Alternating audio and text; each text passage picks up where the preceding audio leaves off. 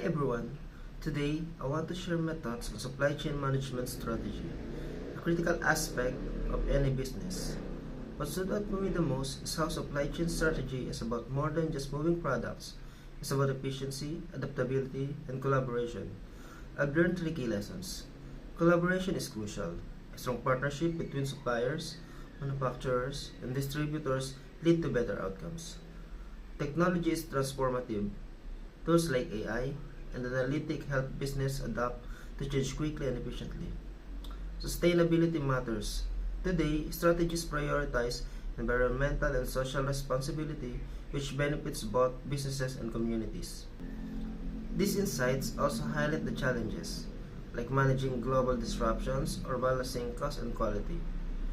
But they've shown how innovation and adaptability are essential in creating resilient supply chains. Supply chain strategy is not just a business function, it's a key driver of success and sustainability. What's your thoughts about this?